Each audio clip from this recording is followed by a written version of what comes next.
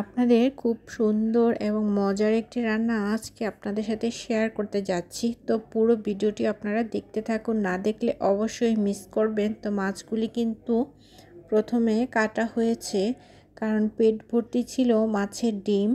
তো এই জন্য আর প্রথমে মাছের পেটাটা কাটা হয়নি, প্রথমে কিছুটা ক্লিন করে নিয়ে এরপরে মাছের পেটাগুলি এইভাবে বের করে নিতে হবে।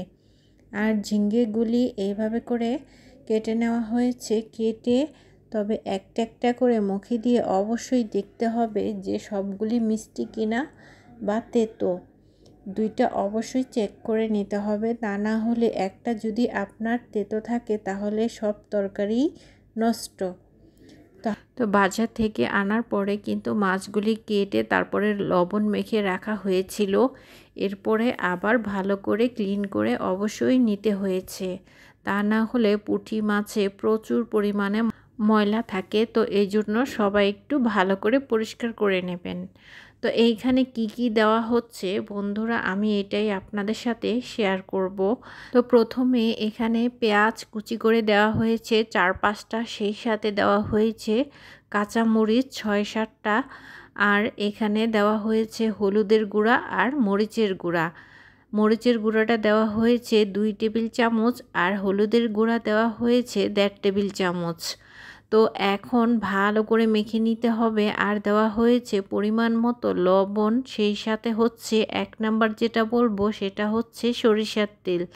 আসলে সরিষার তেল ছাড়া মাখা তরকারির কোনো মজাই নেই।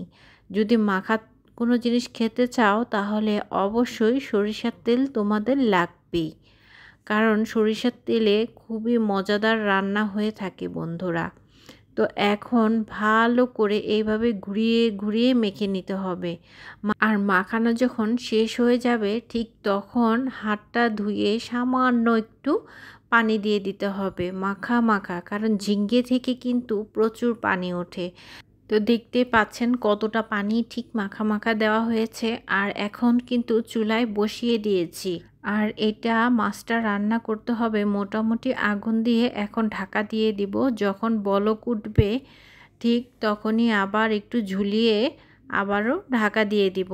তো এইভাবেই কিন্তু প্রসেসে সম্পূর্ণ মাছটা রান্না করতে হবে। আর অবশ্যই যখন বলক আসবে ঠিক তখনই মৃদু আঁচ করে দিতে হবে, তখন বেশি পানি উঠবে আর মাছটা এভাবে একটু নাড়িয়ে দেব।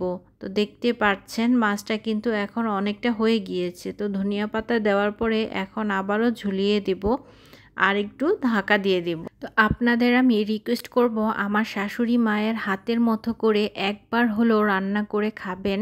তো দেখতেই পাচ্ছেন যে রান্না করার পরে কতটা তেল উঠে গিয়েছে, আর এইভাবে তেলটা না উঠলে কিন্তু ভালো লাগে না। তো একবার হলেও করে খাবেন।